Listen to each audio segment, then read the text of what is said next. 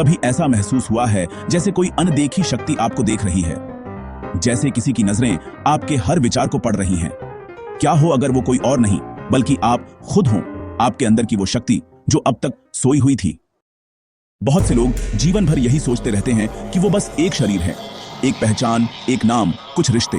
लेकिन सच्चाई ये है कि हमारे भीतर एक ऐसा संसार छुपा है जो हमें इस भौतिक जगत से परे की दुनिया से जोड़ता है।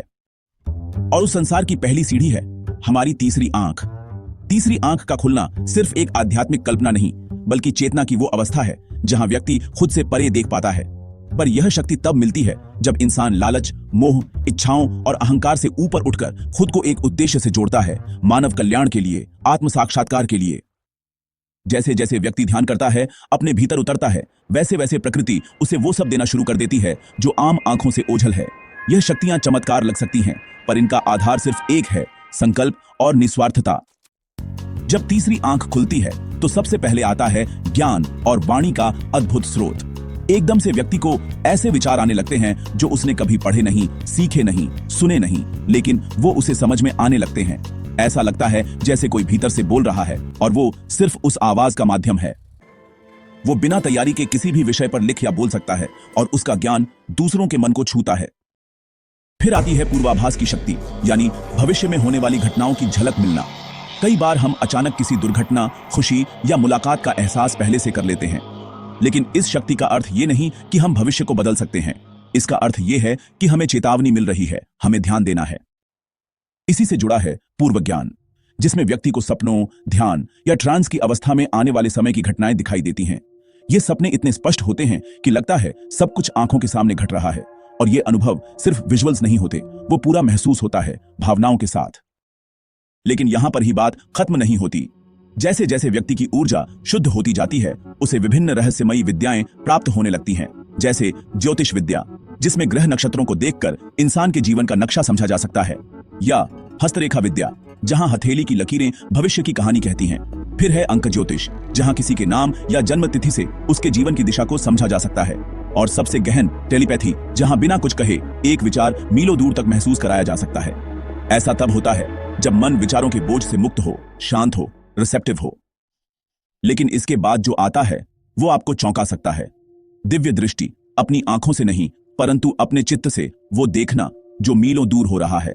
और दिव्य श्रवण, वो आवाजें सुनना जो सामान्य कान नहीं पकड़ सकते, जैसे किसी आत्मा की पुकार या ईश्वरीय संदेश।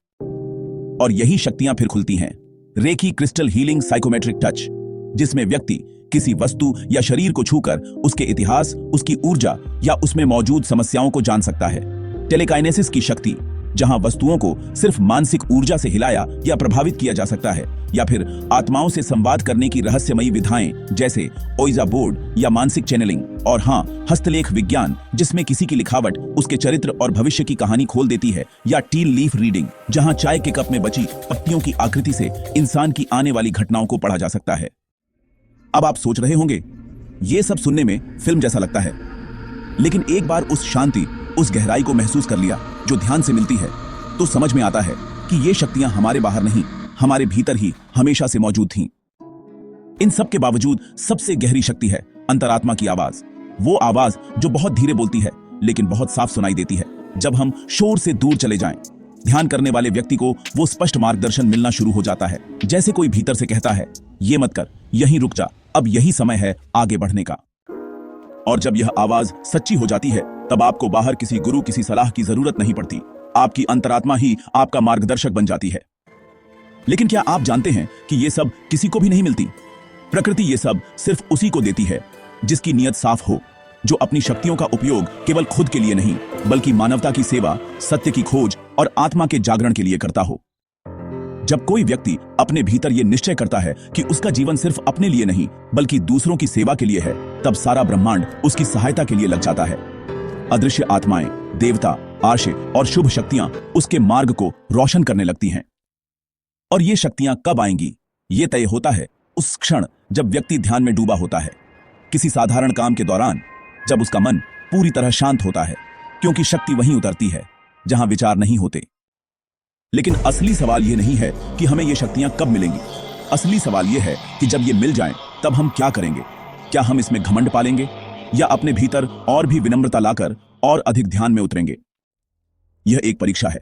ये सिद्धियां, ये शक्तियां, ये परमात्मा की ओर से एक उपहार नहीं बल्कि एक जिम्मेदारी है। ये प्रमाण है कि आत्मा और ईश्वर का अस्तित्व केवल विश्वास की चीज नहीं बल्कि अनुभूति की सच्चाई है। अब आपको तय करना है, क्या आप अपने भीतर उस शक्ति को जगह देंगे जो सब कुछ बदल सकती है।